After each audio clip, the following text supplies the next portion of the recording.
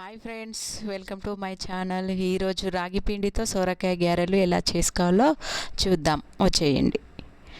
చాలా హెల్దీ అండి. ఇది చిన్న పెద్దవాళ్ళు చాలా ఇష్టంగా తింటారండి. పెరుగులో డిప్ చేసి తింటే హెల్త్కు చాలా మంచిదండి.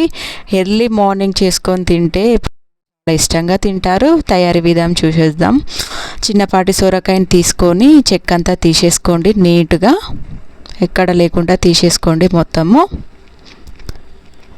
తీసుకున్న తర్వాత క్యారెట్ కూడా పొట్టు తీసుకోవాలండి. మొత్తము ఇలా తీసేసుకోవాలి. మొత్తము తీసుకున్న తర్వాత సొరకాయని ఇలా సన్నగా తురుముకోవాలండి. మధ్య మధ్యలో గింజలు రాకుండా చూసుకోవాలి. ఇలా చూసారు కదండి, ఇలా మొత్తం తురుముకోవాలి. ఇలా సన్నగా రావాలి, గింజలు మాత్రం రాకూడదు. చూడండి ఎలా వచ్చిందో. అలాగే క్యారెట్ కూడా అలానే సన్నగా తురుముకోండి. తురిమేసుకున్నారా? మొత్తం ఇలా తురిమేసుకోవాలి. చూడండి, అది కూడా ఇలా సన్నగా వచ్చేయాలి. ఇప్పుడు మీడియం సైజ్ ఆనియన్ సన్నగా తరుక్కోండి. ఎంత వీలుంటే అంత సన్నగా తరిగేయండి. చూడండి, ఇలా సన్నగా తరిగేసేయండి. ఇప్పుడు ఒక మిక్సీ జార్ తీసుకొని 5-6 పచ్చిమిర్చి ఇలా కట్ చేసుకొని వేసుకోవాలండి. అలానే 5-6 వెల్లుల్లి రెమ్మలు కూడా వేసుకొని గ్రైండ్ చేసుకోవాలి మెత్తగా.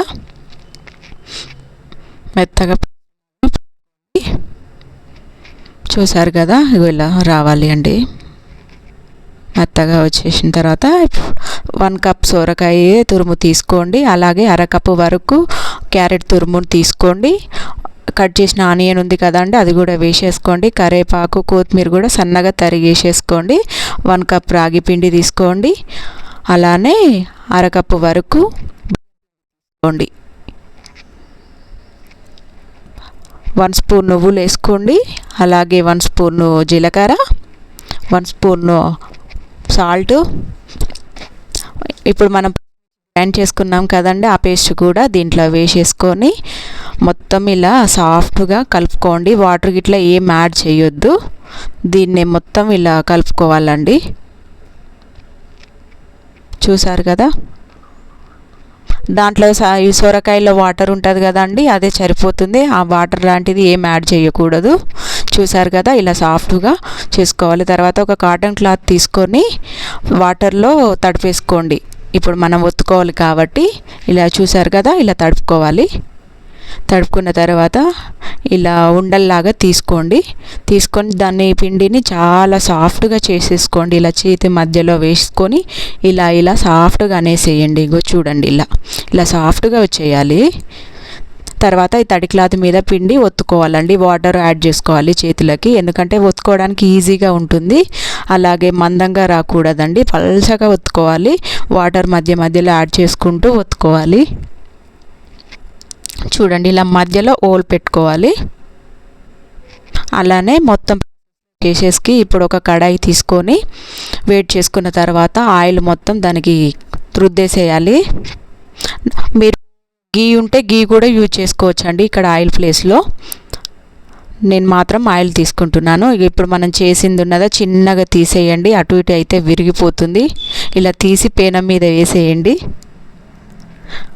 మొత్తం తీసుకొని ఇలా వేసేసుకోండి. పైనుంచి ఆయిల్ వేసి స్లిమ్లో పెట్టేసి ఫ్రై చేసుకోండి. లో ఫ్లేమ్లోనే ఉండాలి గ్యాస్. హై పెడితే మాడిపోతుంది, చూసుకోండి. మరి ఇలా మొత్తం అటు ఇటు తిప్పుకోవాలి. ఇలా గోల్డెన్ కలర్ వచ్చిందాకా 2 వైపులా కాల్చుకోవాలండి. ఇప్పుడు వీటిని తిప్పేసుకోవాలి. 5 to 10 మినిట్స్ కాల్చుకోవాలండి స్లిమ్లో. ఇగో ఇలా క్రిస్పీగా వస్తున్న తర్వాత తీసేసుకోండి. గోల్డ్ కలర్ వచ్చేసే వరకు. చూసారా ఎలా క్రిస్పీగా వచ్చాయో? మొత్తం తీసేసుకున్నామండి. సేమ్ పిండి మొత్తం ఇదే ప్రాసెస్లో చేసుకోవాలి. లంచ్ బాక్సుల్లో స్నాక్స్ కూడా పెట్టేసేయండి. పిల్లలకి చాలా హెల్దీ, ఇష్టంగా తింటారు. సేమ్ ఇలానే మొత్తం ప్రాసెస్ అంతా చేసేసుకోండి. ఒక్కసారి చేసుకున్నారనుకో మళ్ళీ మళ్ళీ తినాలని అడుగుతారండి పిల్లలు, అంత ఇష్టంగా తింటారు.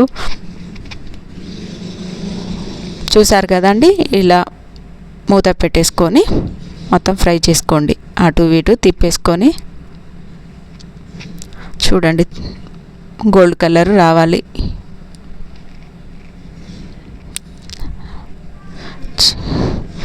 తీసేసుకోండి. గోల్డ్ కలర్ వచ్చేంత వరకు ఫ్రై చేసిన తర్వాత తీసేయండి.